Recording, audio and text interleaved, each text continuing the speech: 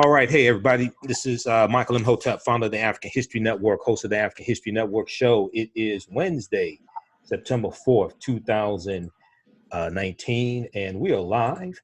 And I'm here with Brother Heka Kemet. How you doing today, brother?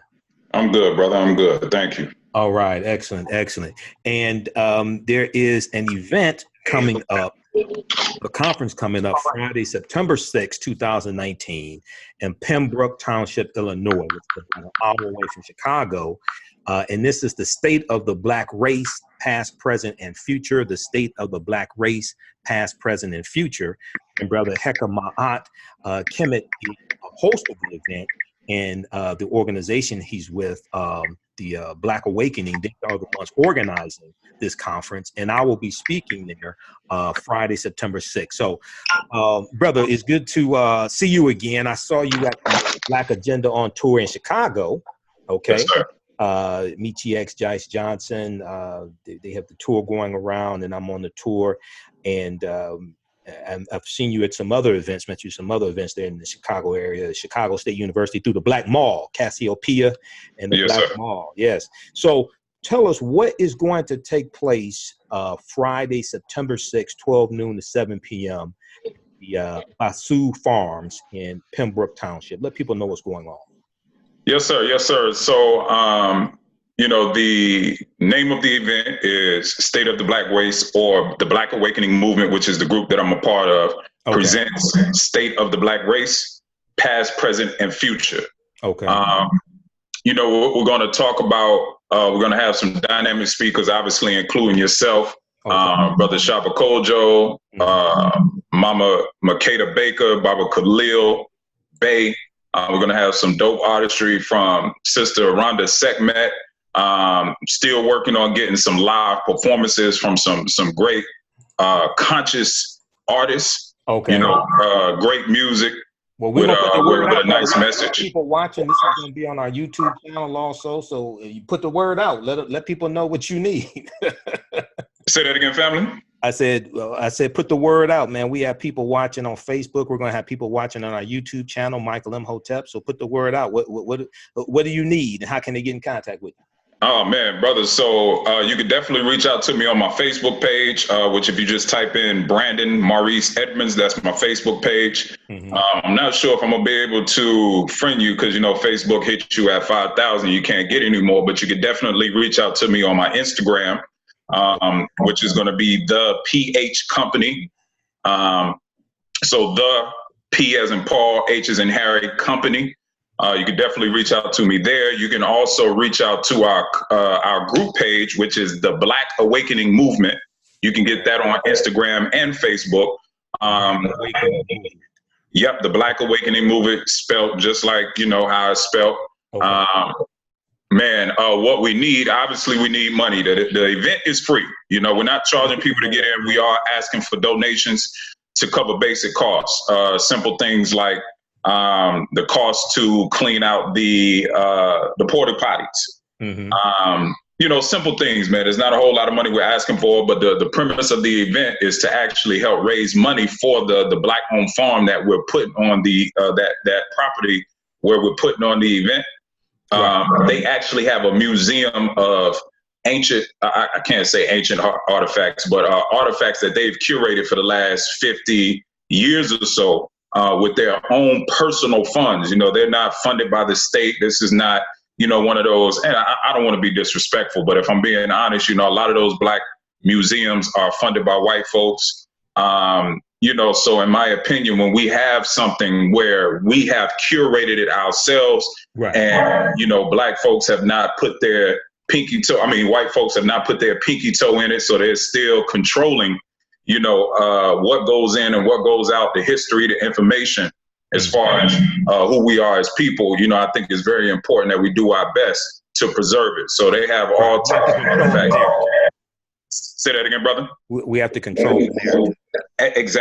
Exactly. So I'm all about controlling the narrative. So being that they've used their own personal funds, to curate all these historical artifacts, I'm talking about they have tools that they use against our ancestors to whip us and enslave us. They have over 5,000 Black dolls I mean, all types of, artifacts that they've curated over the last 40 to 50 years or so. So we are asking for donations because they're looking to build another building on their premises so they can store all of their stuff.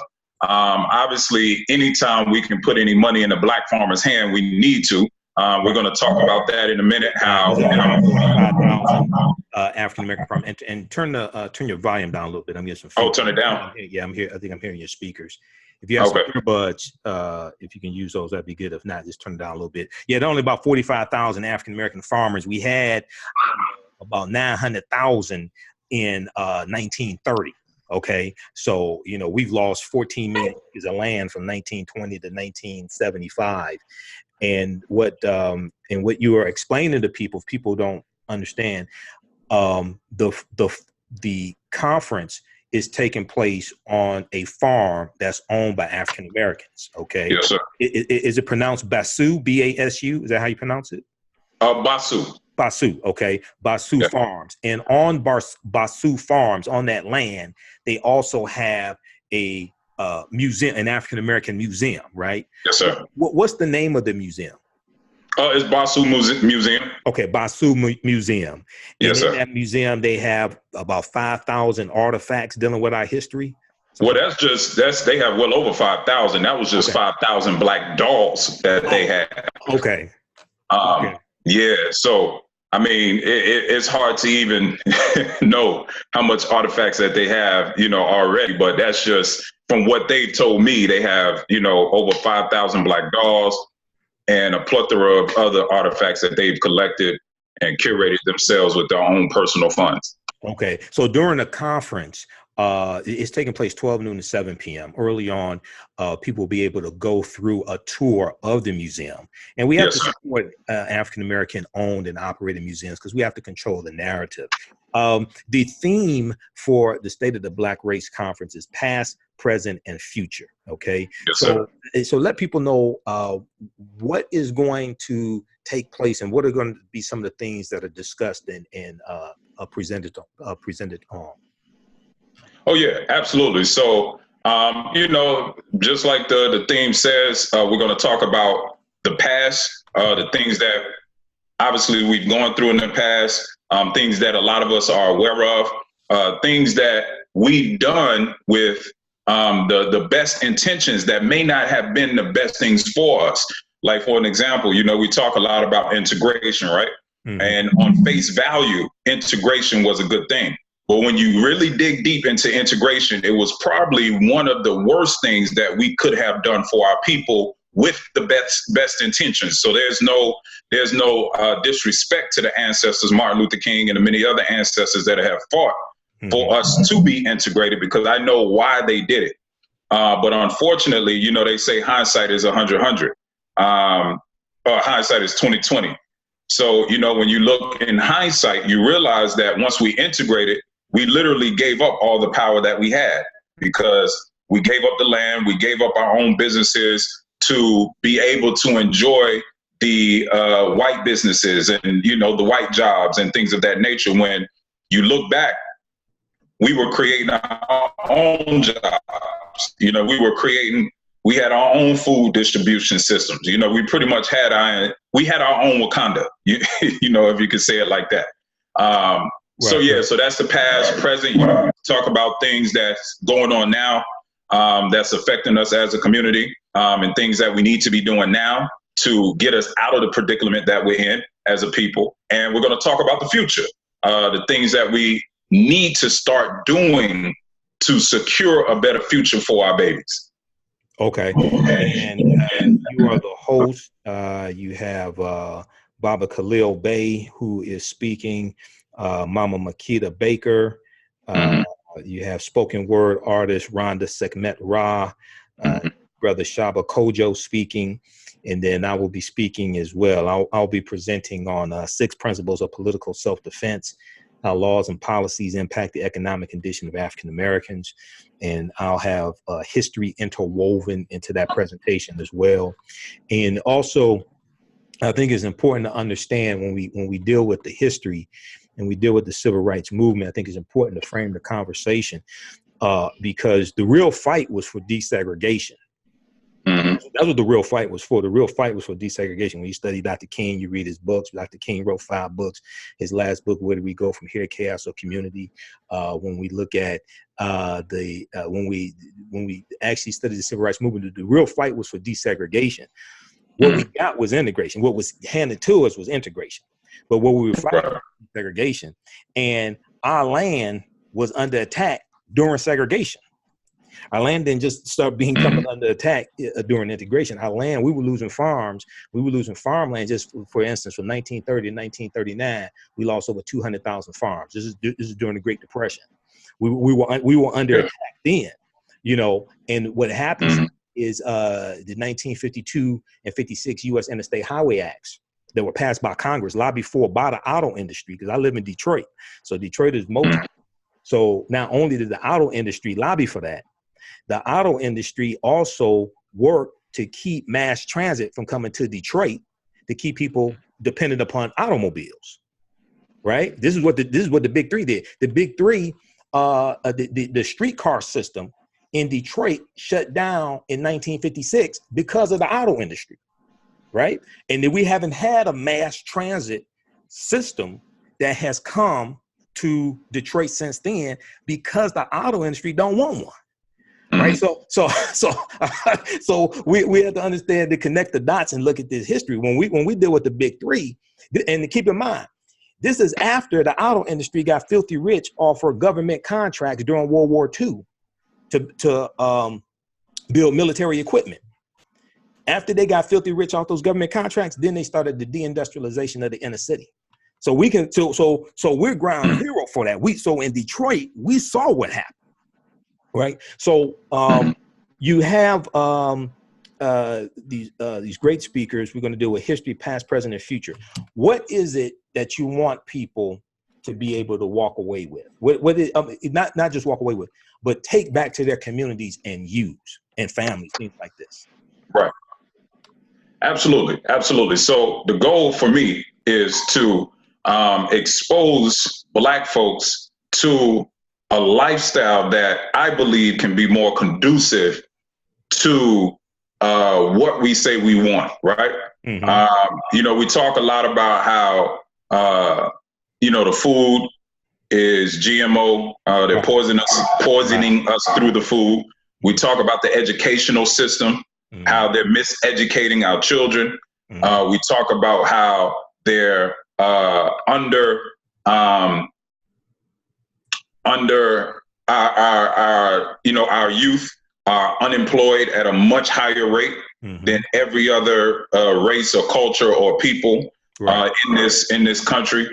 So I believe in order for us to fix those issues is not the responsibility of the people that have been oppressive to us ever since, right? So, you know, we tend to put a lot of the responsibility on them to give us more. When I truly believe, in order for us to get the liberation or the freedom that we speak of, it's up to us to take it, which means we have to provide our own jobs. We have to provide our own education for our children. And we have to provide our own food distribution. We have to provide our own housing and things of that nature. So we're not dependent on the very people that have been depriving us or doing the best that they can to deprive us of those things, so we stay dependent on them. So my goal is to expose people to this particular area of land, because I live here. There's many other places that we can, you know, I guess inhabit and do the same thing. But because I'm here, you know, it's easier, obviously, for me to do it here. So for example, we have the tax deed auction coming up September 10th. So the event is September 6th. The tax deed auction is September 10th. So my goal is to expose people to a different way of getting into real estate at a very, very low entry cost, because a lot of us are not aware of this particular way of getting into real estate. We all think we got to have $300,000-$400,000, a 800 credit score in order to buy a place to live. And take out Exactly. When that's so far from the truth, because a lot of people don't know this very same tax deed auction, tax lien auction is the very way that white folks come into our communities and gentrify our communities. Mm-hmm. So my goal is to expose us to this level of education. That way it can help us, again, to begin to build our own communities, so we're not dependent on the very people that has been depriving us of these God-given rights. Mm-hmm. So, yes, sir. Right, exactly. And you and I talked extensively yesterday about this. Pembroke is a small town. It's near the Indiana border, if I remember correctly. Yeah, my backyard is pretty much Indiana. Okay, so you're all about an hour away from Chicago. A little over an hour, about an hour 15. Yeah, hour 15 minutes away from Chicago. Okay, so people from Chicago can come. Who is your target audience to attend this conference? And once again, people remember it's free to attend. They're asking for a donation, right? And it's from 12 noon to 7 p.m. Friday, September 6th. But who is your target audience for this conference? Well, to be honest with you, by default, it's going to be Chicago, the Chicagoland area, because those are going to be the people that are more familiar, with this particular area. Okay. But to be honest with you, man, if you have anyone in Detroit that's willing to take the trip, anyone within a 4 to 5 hour radius are more than welcome to come, because the beautiful thing is, in order to purchase land, you don't even have to live here. You don't have to live here to buy land. Right. And one of the biggest reasons, I just did a live video earlier. So if you guys go on my page, you'll be able to see a live video that I did of a black farmer. Their farm is Black Oaks. Okay. So if you Google search Black Oaks Farm in Pembroke Township, these guys are actually right now growing hemp.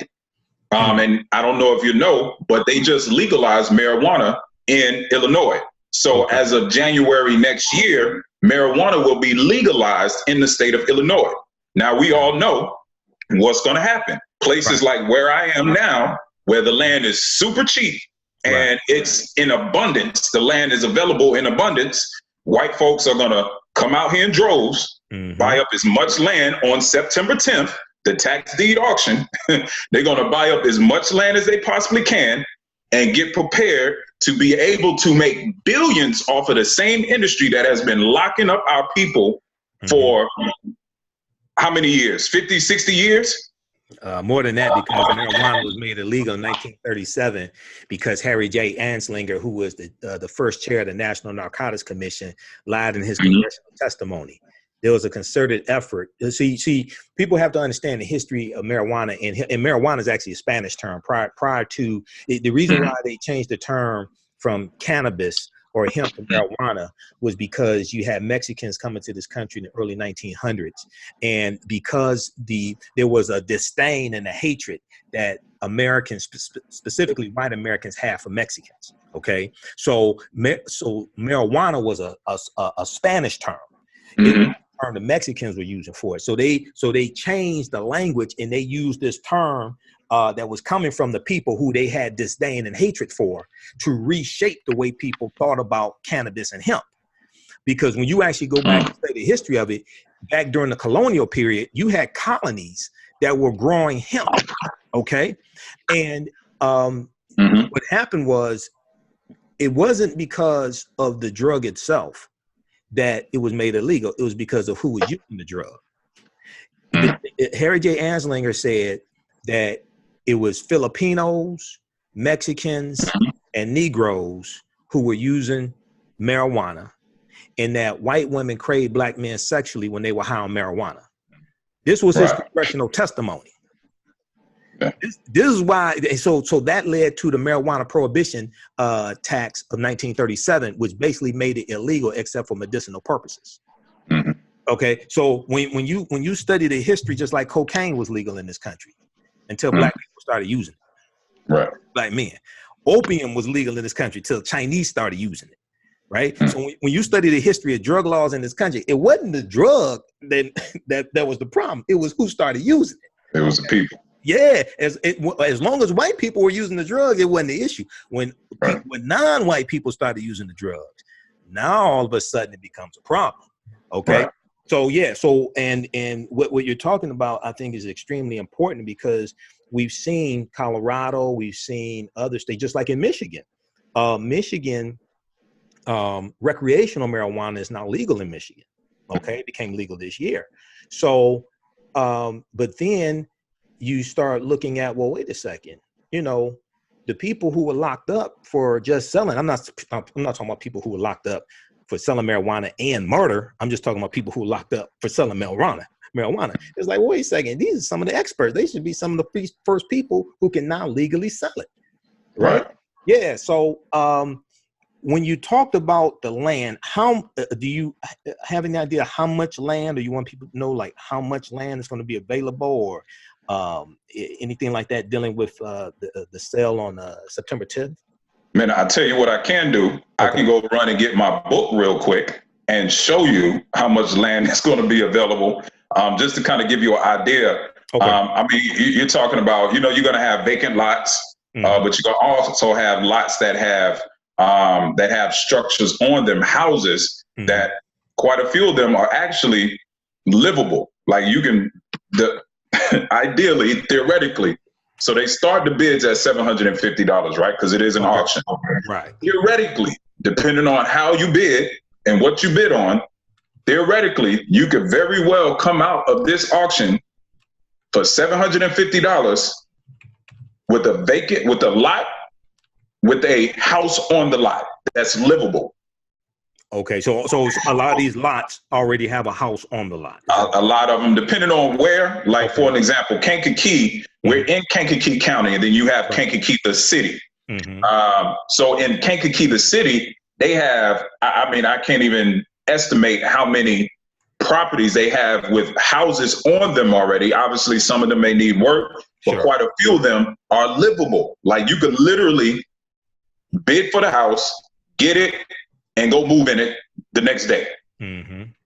Now, obviously, those kind of structures that are in better condition, you're going to have people, raising the bid on those particular structures. Right. So, you got to play that game. But theoretically, you can go to this auction with $750 and at worst leave with an acre of land. I don't know any other place in a major city, where most Black folks tend to congregate, in the major cities, where you can get an acre of land for $750.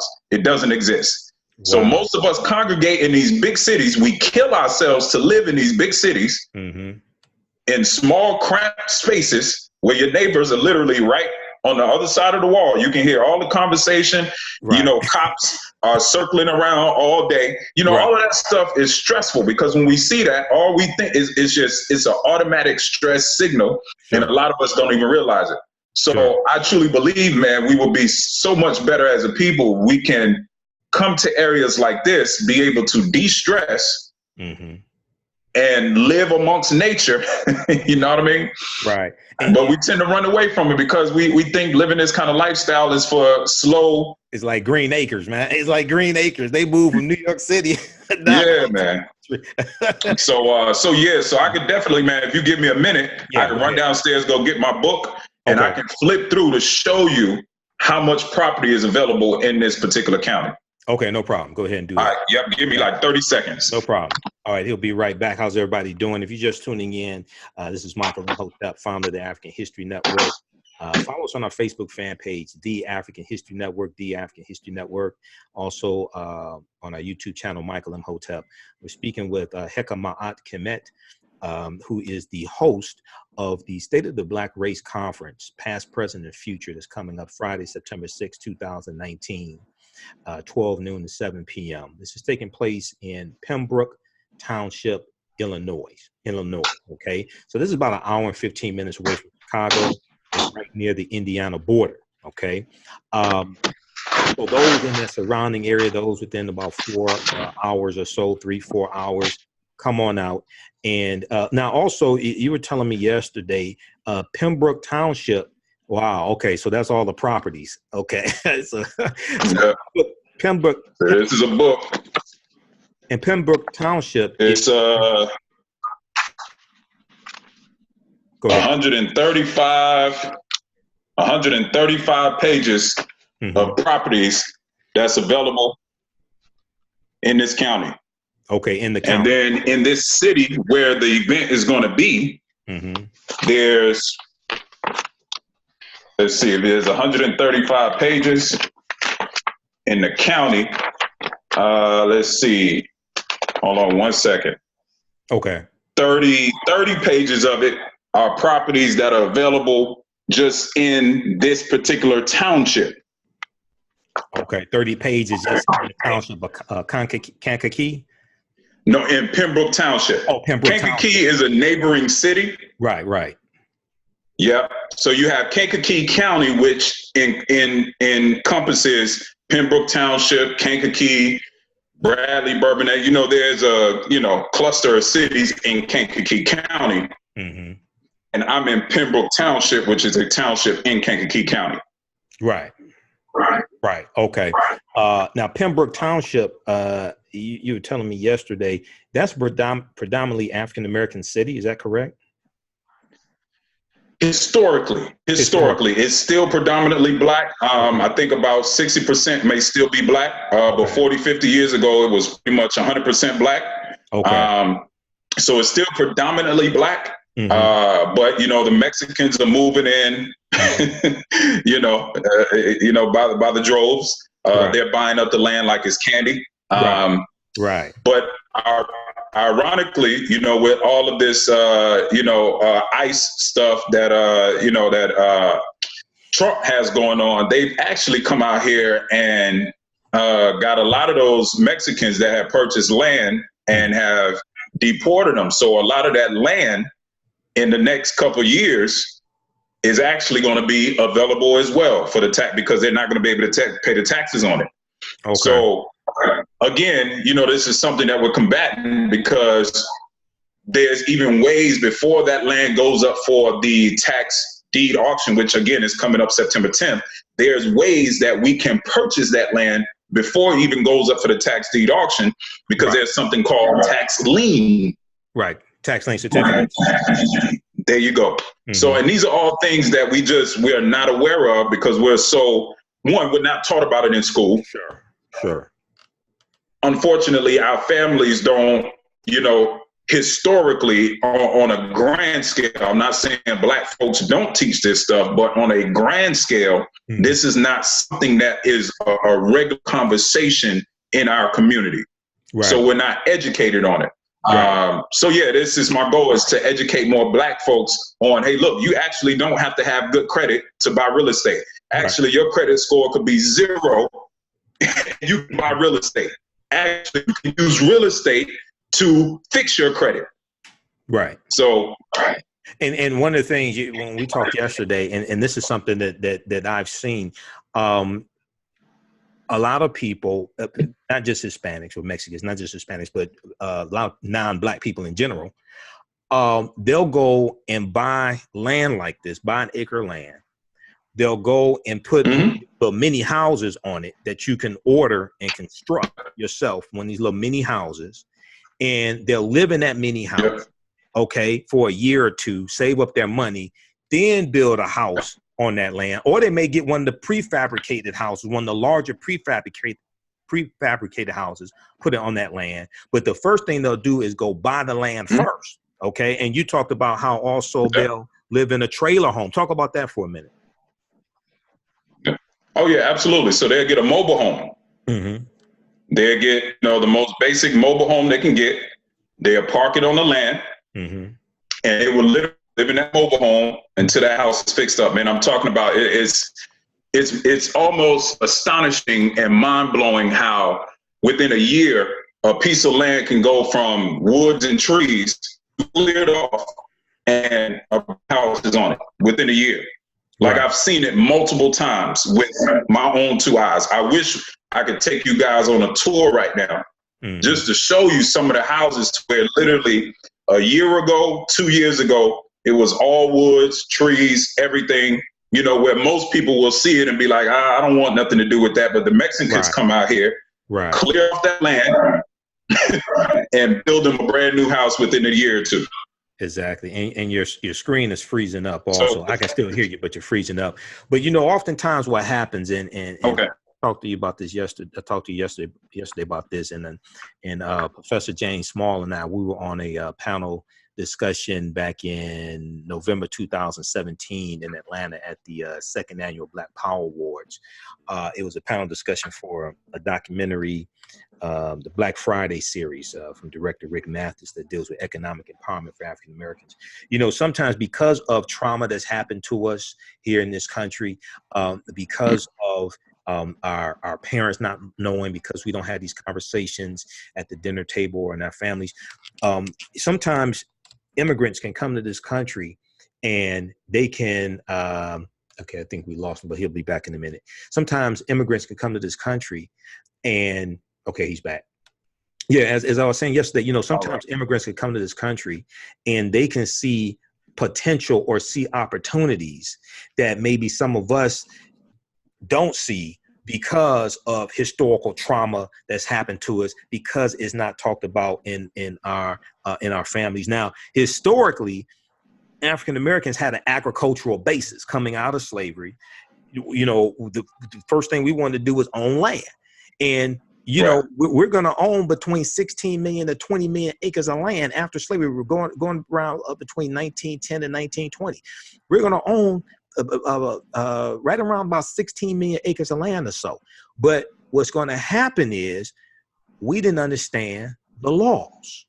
So there's a law called heirs rights, heirs property, heirs rights. And a lot of our land is going to be lost. Now, some of our land we're going to be ran off of, killed for, you know, the Klan, Knights of the White Camellia, Black Legion, things like this. But some of our land was stolen through these legal loopholes that we still don't understand, right? And we're gonna lose 14 million acres of land from 1920 to 1975. We lose tens of thousands of African American farmers. Okay, so when we look at the buying up this land, this is extremely important. They're putting a house on it, because this is what other people are doing. They're seeing oftentimes the potential that we can't see right then, okay? Because some of us, you know, we want the deluxe apartment in the sky like George and Weezy, right? As opposed to realizing, wait a second, you can own the land the building sits on. Yeah, not being able to see that, not being able to see that potential. Okay, so what has been the response so far? Well, let me ask you this. Your organization that you're part of, the Black Awakening Movement, how long has the organization been in existence? We've been around for, 5 years. Okay. Yeah, I've been a part of it for 5 years. I think it was around a little bit before then, but about 5 years. Right. And then this is the first conference like this that you all have put on. Is that correct? You know, on this scale and of this magnitude, you know, we've done other smaller things, but our goal is to, begin to take this on the road, you know, with this concept. Highlighting Black farmers, because again, this is something we always talk about. They're poison in the food, and you know all this stuff that we constantly talk about, but very few people are actually putting the action steps together. Yeah, to get away from the very thing that we complain about. You know, it seems, and sometimes I have to, you know, really slow down and not get so tainted, because it's so hard sometimes, as you know, dealing with our people. You know, it's funny, you know, when you're fighting for the people that you're going to fight the hardest are the people the very people that you're fighting for, right? Right. So, you know, I have to kind of slow down and just realize, man, our people have been through a lot, and I have to give them time to come around. But, you know, the goal is to take this concept on the road so we can give more exposure to Black farmers, and just, again, educate our people on why, you know, it makes no sense to kill yourself to live in a city and pay rent for a little shoebox apartment at $2,500 a month when you can come here own a house on acres, own a 5-bedroom, 3-bedroom house. I mean, a 5-bedroom, 3-bathroom house on 2 acres. Mortgage is $500 a month. Wow. And that's real life, because I just told you what I have. Okay. And you moved from where? You've been there 2 years. Where did you move from? What city? We moved from California, the absolute worst place to try to live. You said the worst place to try to live? The most expensive place in the freaking world, probably. Right, California, exactly. And they get hit by fires, earthquakes, things like this, you know. So give people your website address again also. Yes, sir. So the website address to the group that I'm a part of is blackawakeningmovement.com, spelled exactly how it's supposed to be spelled, blackawakeningmovement.com. All right. And you all are organizing the State of the Black Race, past, present, and future conference taking place Friday, September 6, 2019, 12 noon to 7 p.m. I'll be there as well. I'm one of the speakers. I'll have my vendor table there. We'll have my lectures. I'll be doing a presentation dealing with 6 principles of political self-defense. I'll have copies of Hidden Colors 5 also as well, because I just got an order in today. So I'll have copies of Hidden Colors 5 with me as well. They're going to be vendors, so there'll be an African marketplace. Okay. Is still a few spaces left if people want to be a vendor, if people finding out about this now and say, hey, I want to be there. I want to be a vendor. Is there still any space available? Yes, sir. Yes, sir. Again, we're not charging for vendors. We're just asking for a donation. So, man, we're on 72 acres. You know, this event is going to be on 72 acres. Okay. So there's more than enough space. Okay. Yeah. And this is at Basu Farm. So this is 72 acres of land that Black people own. Yep, that they own. We're going to have horse rides. We're going to have a live DJ, music. There's actually a nature trail that they have on their property where they're going to, you know, they can take you on the trail and show you historical landmarks on that nature trail. Right. Where actually slaves came through their property to go north to get away from slavery. Right. So it's very powerful, man. Was this part of the Underground Railroad? Was that a path? Yes. Okay. So yes, Detroit, downtown Detroit, like Second Baptist Church, that was like the last stop on the Underground Railroad, because we're right at the Canadian border in Detroit. I live in downtown. Okay. I live 4 minutes away from the Canadian border. And when you go down to Hart Plaza, you go down to down along the Detroit River, there's a statue of African Americans, of slaves, former slaves, pointing over to Canada, because we were going over to Canada. So Canada has a large population. Various cities in Canada have a large population of African people who are descendants of those slaves, but also in Canada, like Nova Scotia. Nova Scotia has an African American population because that was British territory. So after the American Revolutionary War, and also after the War of 1812, the slaves that ran away to fought on the British side, they went to go live in British territory. Some of them went to Nova Scotia, Canada. I've been to Nova Scotia before. Yeah. So, you know, this history is deep, but a lot of people, because this is the first time I think I've heard of Pembroke Township. Okay. So people are just going to come there and get a history lesson before the speakers even start. They're going to get a real history lesson. So let people know what is going to be the flow. It's 12 noon to 7 p.m. Friday, September 2019. It's a free event. You're asking for a donation, so you're not charging admission. You're asking for a donation. So people, we gotta fund our own freedom. Okay. What time will people start speaking? What time will they be able to go on the nature tour and go on the tour of the museum? How will the flow go? Absolutely. So, and if you don't mind, I will actually, if people want to give a donation now, if they can't make it, yes, sir. If you can't make it and you want to give 5, 10, whatever you can, $1. I know the brother has over 1 million people on his platform, so it would be great. You know, we say this theoretically, right? It would be great if everybody gave $1, but we know that's not going to happen. But look, if you can't make it to the event, and you still want to donate just to help us put this thing on and put this information on the map, you can donate PayPal to the Black Awakening Movement at gmail.com. That's the email for the PayPal where you can send your donations. The Black Awakening Movement at gmail.com. So to answer your question, how we got it set up, the itinerary, the first from 12 until 3 o'clock, that's when you're going to be able to do the nature walk. That's when you're going to be able to patron the vendors. That's when you're going to be able to check out the museum. They actually have Mama Basu. She's a master herbalist. So she has all types of tinctures and things of that nature. So you're going to have natural products that are made by myself and Mama Basu as well.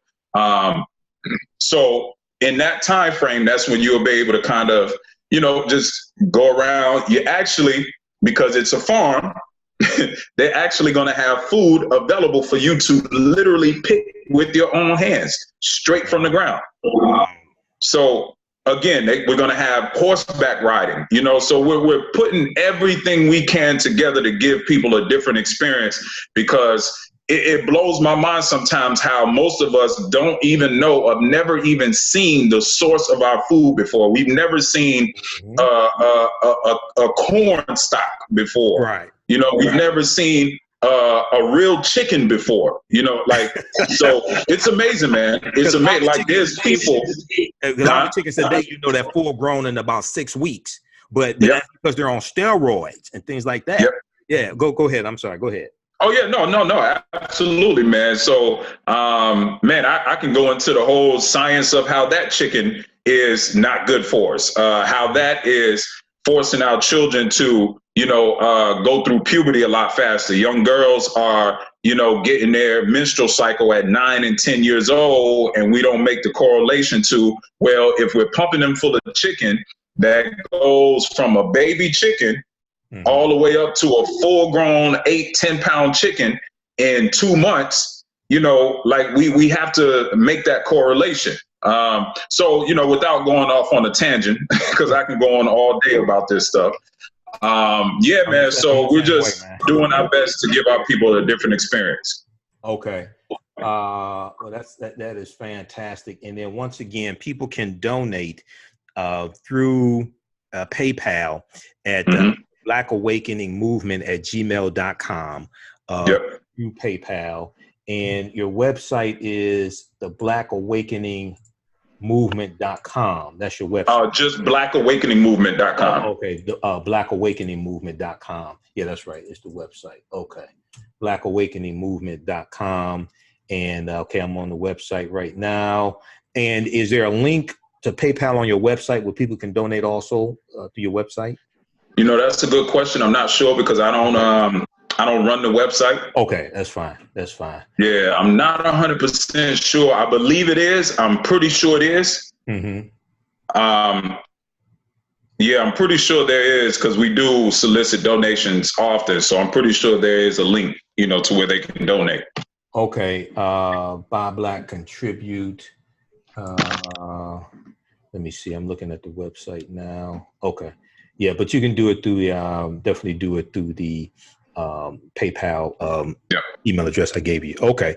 All right. So, and how should people, once again, if people want to be a vendor, if you were saying there were some things that you needed, you're looking for an artist, a performer, something like that. How can people get in contact with you all? If they say, hey, I want to be a vendor. Hey, I want to perform. How can people get in contact with you all?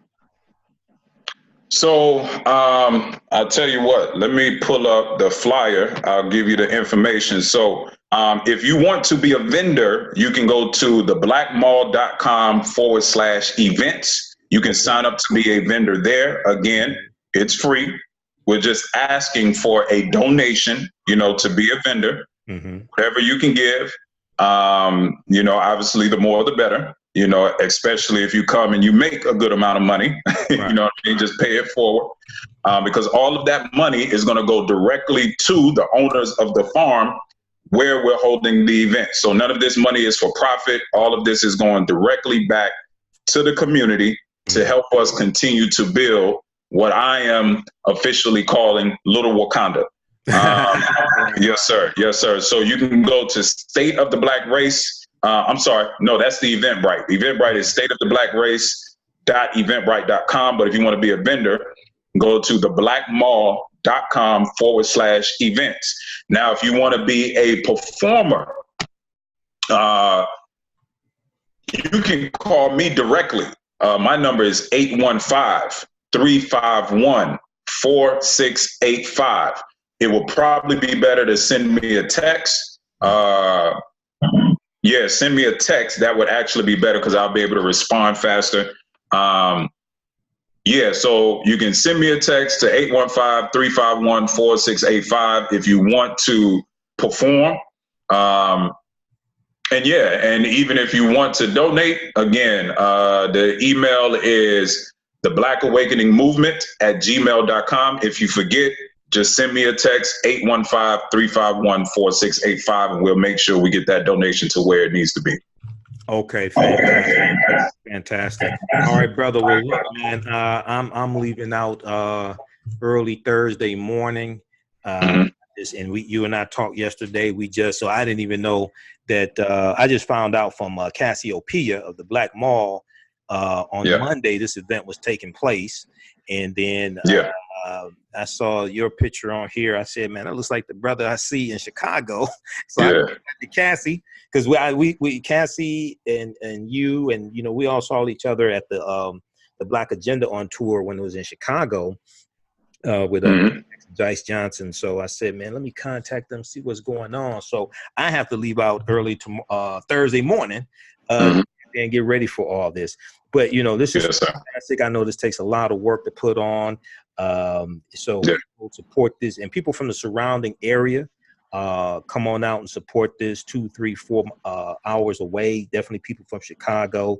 The State of the Black Race Past, Present, and Future Conference taking place Friday, September 6, 2019, 12 noon to 7 p.m. at Basu Farms, 13643 East 2000 South Road, Pembroke Township, Illinois. We have the information here on the thread. We'll put this flyer. I already emailed it out about 3 times in email blast, but we'll put it on our website also, AfricanHistoryNetwork.com, AfricanHistoryNetwork.com. All right, brother. All right, brother. Well, look, man, anything you want to leave the people with? Anything you want to say before we get out of here? Man, if you don't mind, I would love to plug my company. Oh, yeah, go ahead. Yes, sir. So my company is the PH Company, where we make pretty much all of your personal hygiene essentials: mouthwash, toothpaste, deodorant. My family and I, we make it ourselves. There you go. Yes, sir. Yes, sir. That's our Synergy Peppermint Neem toothpaste. Okay. Yes, sir. So, all of your personal hygiene essentials, again, we talk a lot about how they're poisoning us through the products that we use and the food and everything like that. So, we make these products. They're 100% natural. Yeah, that's our Restore Activated Charcoal toothpaste. That's our Balanced mouthwash. Okay. Yes, sir. Yes, sir. So definitely, if you are into those kind of products, man, we can use as much business as possible, keep us busy, keep us working. Right. So you can definitely check those products out at thephcompany.com. And like I said, if you want to donate, again, we can use as much donations as we possibly can, because it will go directly to Black folks. You can donate at the email, the Black Awakening Movement @gmail.com for your donations that will go directly to Black farmers. Okay, you got that here. The Black Awakening Movement @gmail.com on PayPal. And when you all send a donation, also everybody send it friends and family as well. Yep. So they don't take any money out. Right. Okay. Because I know what it's like to organize events like this, man. And there's always last minute expenses and things like that. So, okay. So we have Christina, and everybody post your comments here quickly here. Let's go to, okay, we posted the Eventbrite here. So we have Christina. Christina said, loving this. And she's talking about this conversation. She's not talking about McDonald's, right? She's talking about this conversation. We've got, who else we have here? Okay, we got Amina watching, Eric. Who else we have? We got Jason. I missed those State of the Black Union conferences. They were everything in spite of Tavis Smiley's malpractice. He contributed to Black society in a valuable way. Yeah, I used to watch the State of the Black Union that Tavis Smiley did. I used to watch that every year.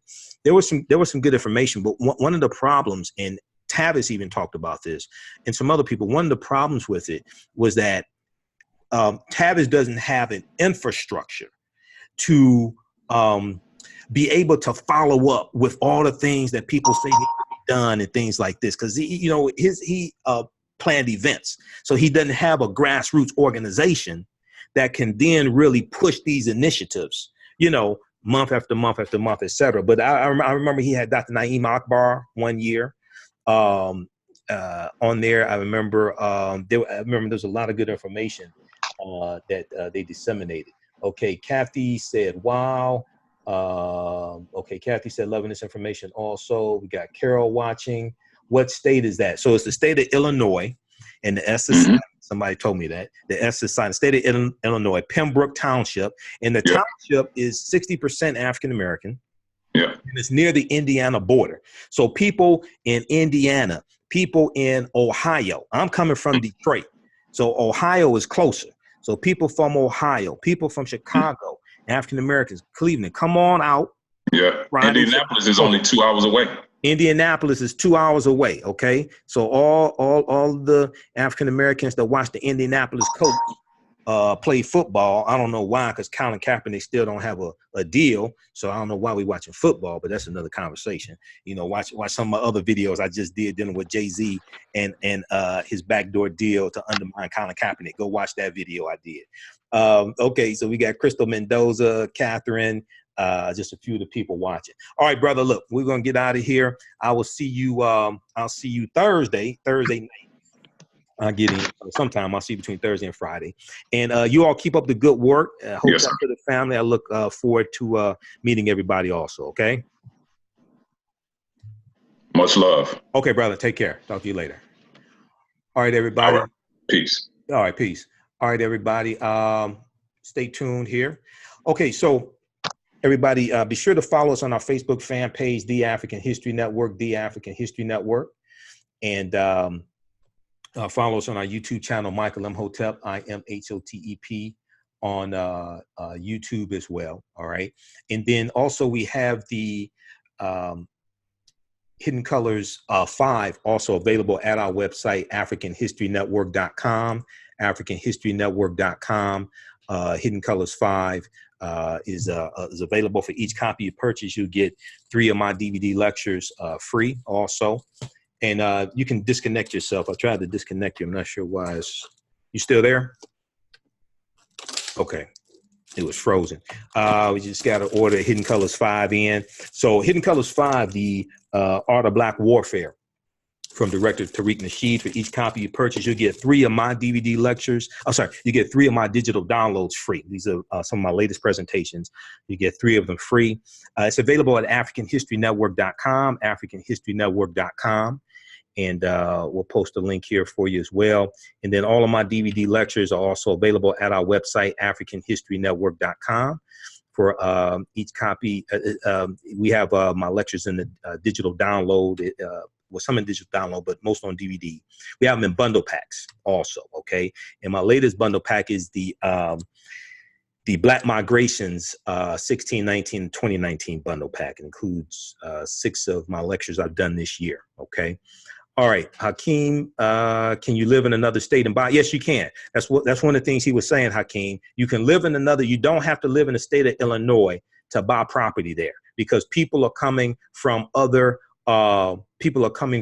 states and buying up property. And they're doing the same thing here in Detroit. You got people from China. You actually really have people from around the world coming up buying property in Detroit. But once again, oftentimes, other people can see opportunities that many times we don't see or take for granted, and we live in those areas every day. And there's a number of different reasons why. It could be it could be trauma inflicted on us. It can be that we're not taught about this in some of our families. We're not taught about this. It could be just in general. You may look at farmland that may be farmland, but it may have been former land where former plantations were. And these were plantations where our African ancestors were enslaved. So you may have some people that don't look at the need to buy that land because of trauma. Now, the BET Awards took place on June 23rd, 2019. I know that because I recorded them. And if you saw the interview I just did with Jice Johnson, who has the Black Excellence, who has the Black Boss Summit in Denver, Colorado, also coming up. That's coming up Saturday. Or is it Friday? It's coming up Friday, I think it is, in Denver, Colorado, the Black Boss Summit. Okay. I just interviewed her this past Sunday. And I talked about how I recorded the BET Awards, but I was so busy, I just watched them this past weekend. Okay. It was like June 23rd. And I watched the whole thing. It was 3 hours plus, and the the after show as well. I watched all that. But Tyler Perry got a award for his work and for like his legacy. I forgot the name of the award. But Tyler Perry's speech, I remember seeing his speech at the time after the award show took place because it went viral. But one of the things Tyler Perry talked about was his new studios in Atlanta and owning the studios, owning the land that the studios are on. And he said that land was former land owned by the Confederacy, okay, during the Civil War. And this was a military base during the Civil War. So he said that you had white people, specifically white men, who were strategizing on that land on how to keep 3.9 million Negroes enslaved. And he said today that land is owned by one Negro. That's him. Okay. And he employs thousands of people from his studios. Now, what a lot of people don't know is a lot of the film Black Panther was filmed at his new studios in Atlanta, because a lot of the film was filmed in Atlanta. The film Black Panther injected somewhere around $89 million into the Georgia economy. They hired about 3,000 people. Deadline.com has an article about this. I read a few articles dealing with the filming of the movie Black Panther and what it did for the Georgia economy. And there was a lot of African Americans who were hired surrounding that, whether they're extras or whether they were hairstylists, all different types of services were involved in this. But a lot of people don't know that a lot of that film was filmed at Tyler Perry's new studios. And he talked about this on his Instagram page. Okay, that's how I found out about it. I read articles about this. And he talked about on his Instagram page. Yeah, Deadline.com. Deadline.com has an article. Black Panther generates, skip ad.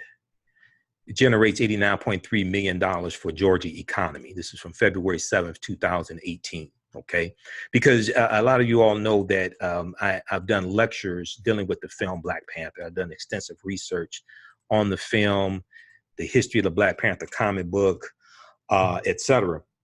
And it's a deep movie on multiple levels. So my lectures dealing with Black Panther are at our website, AfricanHistoryNetwork.com. I'll talk a little bit about it at the State of the Black Race as well. Okay. All right. But check all that out. And you can order Hidden Colors 5 from our website, AfricanHistoryNetwork.com. Order my other lectures. Also, I'll deal with 6 principles of political self-defense, how laws and policies impact the economic conditions of African Americans. We have that on DVD at our website, AfricanHistoryNetwork.com, but that will be what I will, that'll be the topic that I present on at the State of the Black Race Conference. Okay, guys, look, hey, we have to get out of here. Christina is in Jamaica. Okay, how you doing, Christina? Watching from Jamaica. All right, I'm about to get down to Jamaica too. We have Yvette. Yvette, sounds good to me.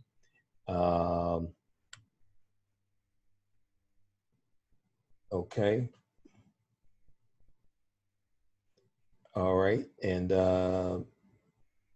okay, yep, and you can buy land. Now, and he's helping. I don't think he was saying to invest in with him to buy land. He's showing people how to buy land. Because I ain't telling people to invest with me to buy land. No, that's not what I'm saying. He's showing people how to buy land, but I don't think he was saying to invest with him to buy land. I don't think, but he can explain better at the conference. Okay. All right. And let's see here. Darrell, we have watching also. Christy. Okay. Just a few of Terrence. Okay, just a few of the people watch. All right, look, we have to get out of here. Hey, remember that at the African History Network lastly, my online class. We normally do it Thursdays, 8 p.m. So you can register for my online course, Ancient Kemet, the Moors, and the Maafa, Understanding the Transatlantic Slave Trade, what they didn't teach you in school. Ancient Kemet, the Moors, and the Maafa, Understanding the Transatlantic Slave Trade, what they didn't teach you in school, okay? This is a 8-week, 16-hour online course that I teach dealing with thousands of years of history. We deal with the transatlantic slave trade, but we deal with what leads up to the transatlantic slave trade taking place. And you have to deal with the 800-year occupation of Europe by the Africans known as the Moors. So we know that we were commemorating August 20th, 1619, which marked the 400th year anniversary of those 20 and odd Africans who came into Point Comfort in Virginia, okay? And it wasn't Jamestown, Virginia, it's actually Hampton, Virginia. But African people have been in this land going back tens of thousands of years. And even when we look at the transatlantic slave trade, we know that the Spanish were taking Africans into the territory we call South Carolina and Florida going back to the 1520s, because the Spanish were involved in the transatlantic slave trade right after the Portuguese. They get involved before the British or the English, okay? So when we study the transatlantic slave trade, we can't start studying in 1619, even though it is important to study 1619 and up to today. We can't start studying in the early 1440s when the Portuguese get involved. And the Portuguese are going to dominate for the first 200 years. We have to deal with thousands of years of history that lead up to the transatlantic slave trade taking place. And we have to deal with the 800-year occupation of Europe by the Africans known as the Moors, who go into the Iberian Peninsula, today known as Spain and Portugal, in 711 AD. And they're taking the teachings from ancient Kemet, from ancient Egypt into Europe. And these teachings are going to bring Europe out of the Dark Ages. And this is where things get twisted around, because animosity and hatred builds up against the Moors. We know the wars fought and conflicts between these African Moors and Europeans. And the Moors intermixed into the European population and changed the complexion of Europeans to varying degrees throughout European society, throughout European nations. Probably Spain and Portugal get it the worst because they're right above Morocco. Okay. And we see them going into France, Italy, Sicily, Crete. They go into Austria, Germany, England.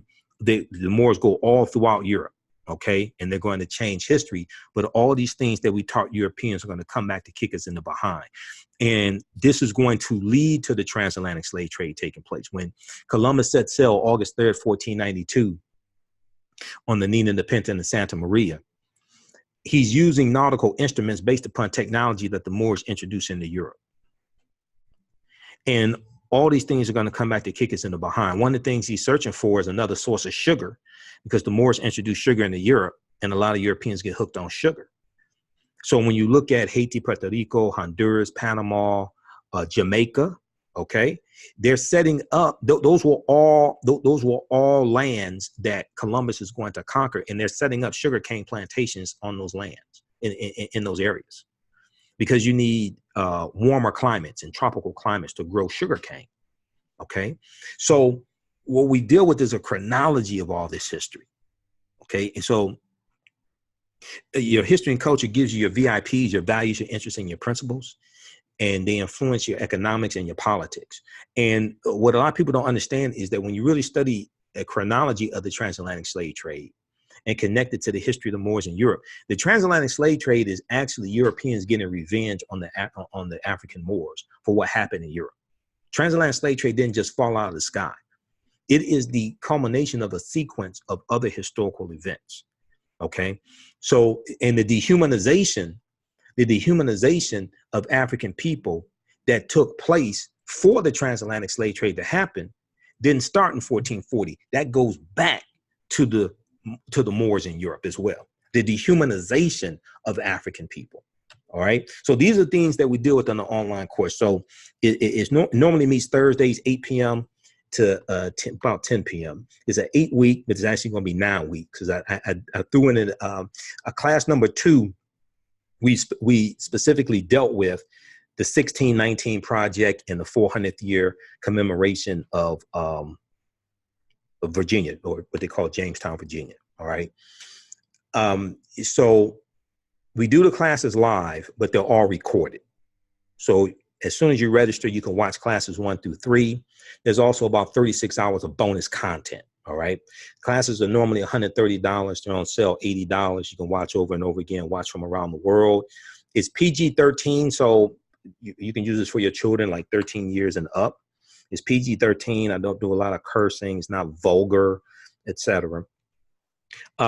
This Thursday, I can't do the class because I'll be in Illinois, but we're going to reschedule Thursday's class for, I know we'll do it next Thursday. I'm not sure if I'll be able to do a class before next Thursday, but there's enough content.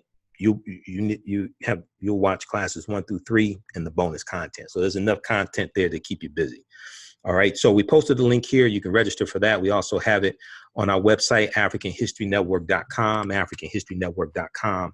That's ancient Kemet, the Moors, and the Maafa. Understanding the transatlantic slave trade, what they didn't teach you in school. Okay. And I do a PowerPoint presentation. So it's visual. I do a PowerPoint presentation in the class. We have a lot of book references. One of the books we use, and you don't have to buy any of these books to follow along in the class. One of the books we use is The First Americans Were Africans, Documented Evidence by Dr. David Imhotep. The First Americans Were Africans, Documented Evidence by Dr. David Imhotep. And this book documents the African presence in this country going back tens of thousands of years, as well as South America and Central America. We use Before the Mayflower by Lerone Bennett Jr., which is an excellent book. In class number 2, I was citing specifically from chapter 2 of Before the Mayflower by Lerone Bennett Jr. Because see, a lot of people don't know that slave laws did not exist. Codified slave laws did not exist in any of the 13 colonies in 1619 when those 20 and odd Africans who came from Angola, by the way, when they came into Virginia. The first colony to have codified slave laws was Massachusetts in 1641. They come to Virginia in 1661. Okay, so the whole way this evolved, the whole way slavery in these 13 colonies evolved is not how we actually think it happened. And not only that, you had free African Americans who were voting in these colonies going into the early 1700s. They were voting as well. So our whole concept of how this thing evolves is different. When the Constitution is signed and debated the spring of 1787 at the Philadelphia Convention, 5 states had already abolished slavery by 1787, by the time they're debating the Constitution in Philadelphia. Vermont was the first state to abolish slavery in 1777. So you're having this conflict at the Philadelphia Convention. All of the delegates were not slave owners. Some of them were, yes. But 5 states had already abolished slavery by then. But most of us don't understand this history because we don't understand the chronology of how all this evolved. So Before the Mayflower is by Lerone Bennett Jr. So this is my copy. It's beat up. But it's still, it takes a licking and keeps on ticking. Before the Mayflower, A History of Black America by Lerone Bennett Jr. All right. And when you read the articles from the 1619 project at the New York Times, they're quoting from this book. This is one of the books we use in the online course. So we use article references, book references. Another book I use is, where is this one right here? 2 books dealing with the history of the Moors. Golden Age of the Moor, edited by Dr. Ivan Van Sertima, Golden Age of the Moor. And then also this book by Runoko Rashidi, Black Star, The African Presence in Early Europe.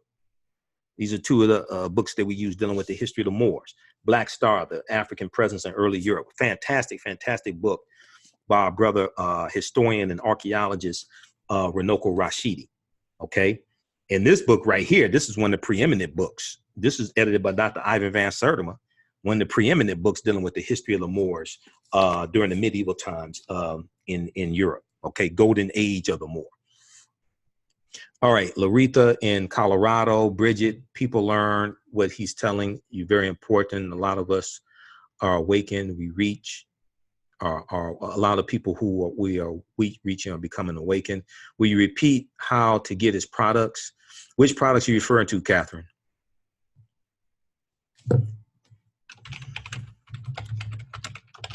Which products are you referring to, Catherine? If you're referring to me, it's at AfricanHistoryNetwork.com. I'm not sure which products you're referring to. Angie, okay, Before the Mayflower. Yeah, Before the Mayflower is by Lerone Bennett Jr. We'll post this here. Lerone, Lerone, Lerone Bennett Jr. And that's 2 T's, yeah. Lerone Bennett Jr. The toothpaste and mouthwash. That's at the phcompany.com, I think is the website. The phcompany.com.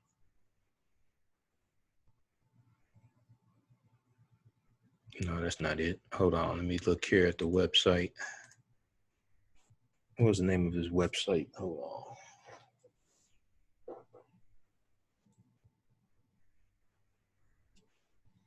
on. Should be here on the product.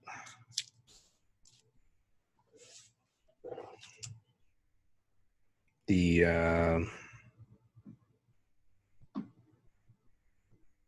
shopthephcompany.com, it looks like. Shopthephcompany.com, I think is the website. So I'm looking here at the Fresh Mint mouthwash. So we'll post this here, shopthephcompany.com.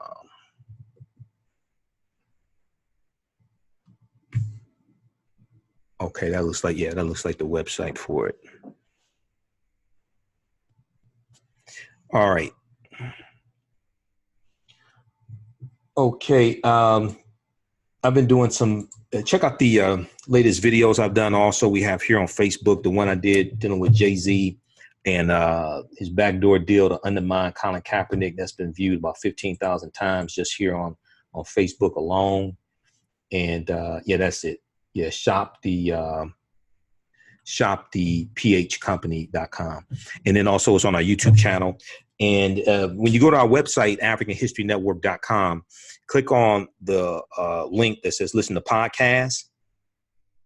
And we have these videos in audio podcast format. We're on 8 different podcast platforms also. So I'm behind in uploading some of these podcasts, but the one I did dealing with Jay-Z, that's on podcasts as well. We're on 8 different podcast platforms. We're on TuneIn, FM Player, iTunes, Castbox. Then also, if you want to advertise with the African History Network, email us at customerservice@AfricanHistoryNetwork.com, customerservice@AfricanHistoryNetwork.com. Okay, if you want to advertise with the African History Network, our current promotion is get 2 months for the price of 1. And we can promote your business during our live broadcast, but also we take your 30-second to 60-second commercial and put into the audio podcast of a lot of our broadcasts as well. If you don't have a commercial, we can create one for you. Email us at customerservice@AfricanHistoryNetwork.com. Okay, to advertise with the African History Network. All right. And a lot of people are trying to get their financial house in order, as we were talking about. And certified financial planner Martisha Patterson can help you with that as well. She has 19 years of experience in the industry. If you need help with budgeting, saving, creating a retirement fund, saving for emergencies, starting to invest, Martisha Patterson, certified financial planner, can help you with that. Visit her website, pattersonplans17.com, pattersonplans17.com. Also, email her at pattersonplans, the number 17 at gmail.com. Pattersonplans, the number 17 at gmail.com. And a lot of people are trying to figure out, well, how do I streamline my expenses so I can invest money to get money to buy real estate, to get money to start a business, to get money to do all the things they tell us to do in all the documentaries, right? Well, we have to get our financial house in order to be able to do a lot of this as well, okay? So pattersonplans17.com. All right, Loretha, Cassandra, okay. And we'll post this here. All right, and then also email us at customerservice@africanhistorynetwork.com. All right, guys, look, hey, we have to get out of here. Remember, at the African History Network, we focus on educating, empowering, and inspiring people of African descent throughout the diaspora and around the world, because right now this corrects your own behavior. What you do for yourself, what you do to yourself, and what you allow other people to do to you and get away with is based upon what you think about yourself. What you think about yourself is based upon what you have been taught about yourself. What you've been taught about yourself is based upon everything you've read, heard, and seen about yourself. Remember, right now, this corrects wrong behavior. It's not over till we win. Wakanda forever. And we'll talk to you next time. Peace. And I'll see you all in Illinois, those in the surrounding area. Okay. Talk to y'all later. Peace.